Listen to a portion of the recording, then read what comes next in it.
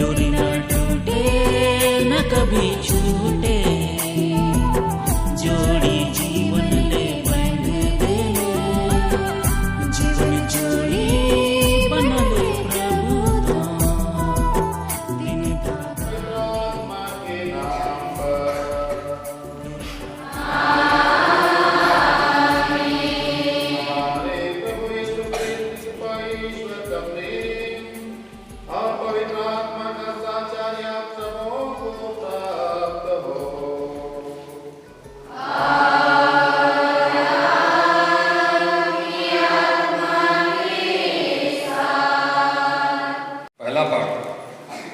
उत्पत्ति ग्रंथ अध्याय 2 18 से 24।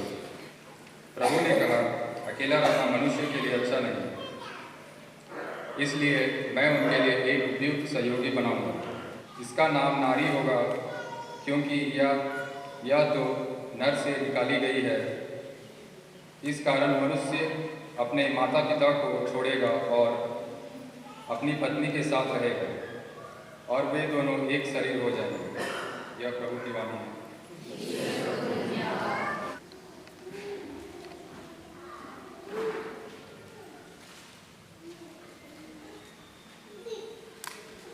दूसरा पाठ कुरिन्थियों के नाम संत पौलुस का पहला पत्र, अध्याय 6, पद संख्या 13 से 15, 17 से 20 तक।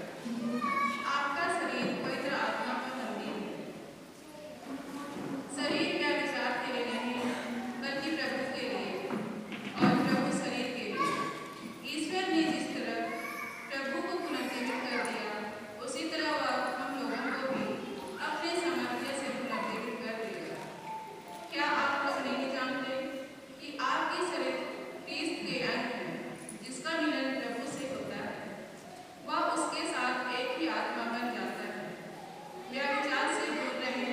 मनुष्य के सब दूसरे पाप उसके शरीर से बाहर हैं, किंतु व्यभिचार करने वाला अपने ही शरीर के विरुद्ध पाप करता है। क्या आप लोग यह नहीं जानते कि आपका शरीर पवित्र आत्मा का मंदिर है, वह आप में निवास करता है और आपको ईश्वर से प्राप्त हुआ है। आपका अपने पर अधिकार नहीं है, ईश्वर ने कीमत पर आपको खरीद लिया है। इसलिए आप लोग अपने शरीर में ईश्वर की महिमा प्रकट करें। यह प्रभु की वाणी है।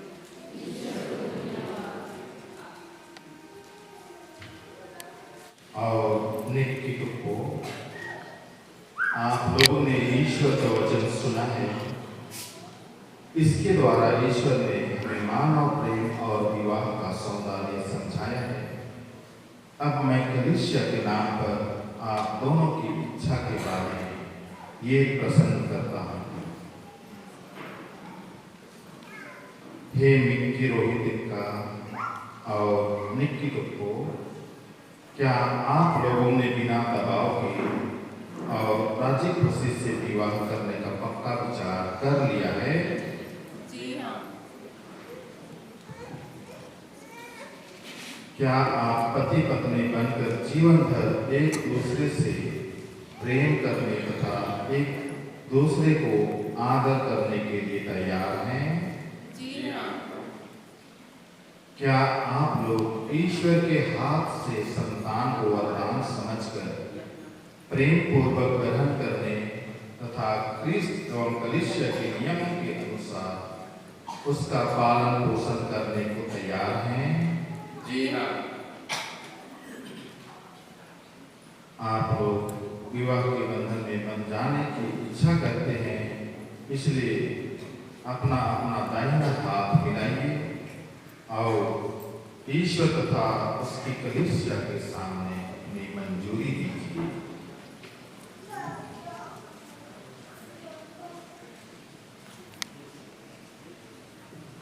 हे निकित को, मैं निकित आपको अपनी पत्नी मानता हूँ और यह करार करता हूँ कि जीवन भर दुख में और सुख में मैं आपका विश्वासी साथी बना रहूँगा, आपसे प्रेम करूँगा और आपका आदर करूँगा।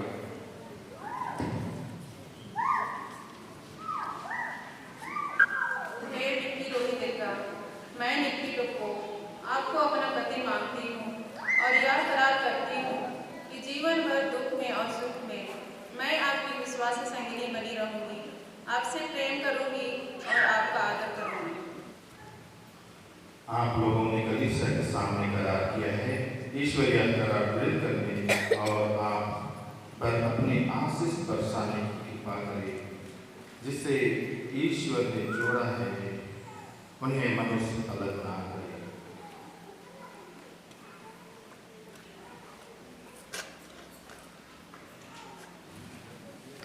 हे प्रभु, तेरे नाम पर हम इन अंगूठी, सिंदूर और माला पर आशीष की याचना करते हैं।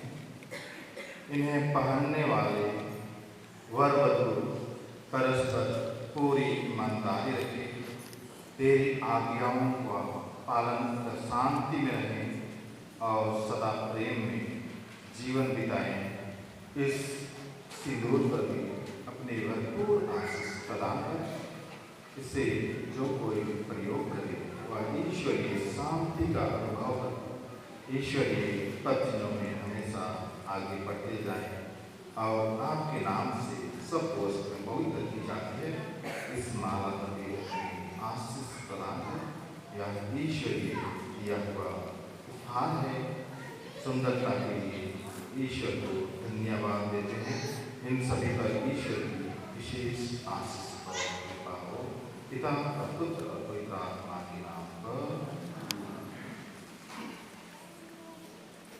हे निकिटो को पिता और पुत्र पवित्र आत्मा के नाम पर मेरे प्रेम और ईमानदारी का यह चिन्ह अंगूठी पहन लीजिए।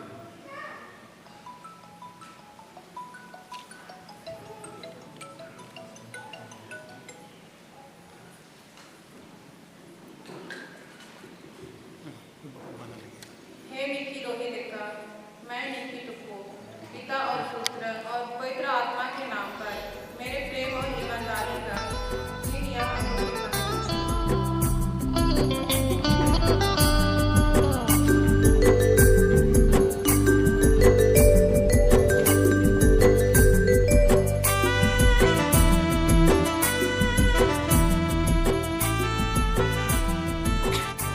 शादी करार हो चुका है। ये लोग एक दूसरे को खुशी से स्वीकार किए हैं। इन दोनों को हम लोग जय यीशु और खुश नया जीवन बोल करके ताली बजा देंगे। चलिए जय यीशु, खुश नया जीवन। ऐसे दिखाई दे रहे हैं, अभी कुछ नया दिख रहे हैं। उनका वैवाहिक जीवन ईश्वरीय कृपा से सुंदर और सफल हो।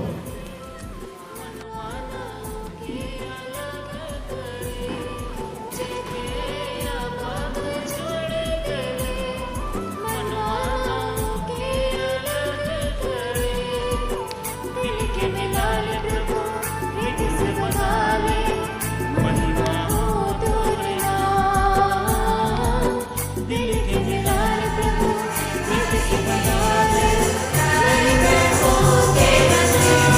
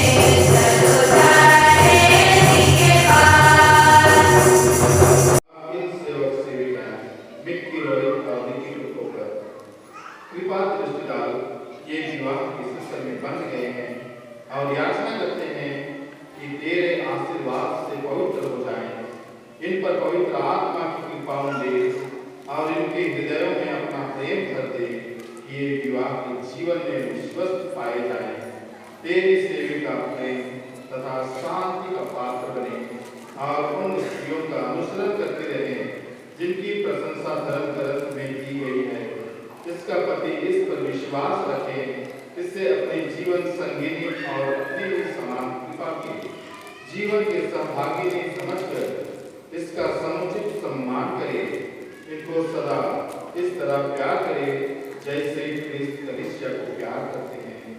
हे प्रभु, हम तुझसे प्रार्थना करते हैं ये दंपति धर्म में और तेरी आज्ञाओं का पालन में संलग्न रहे, अपना विवाह अटूट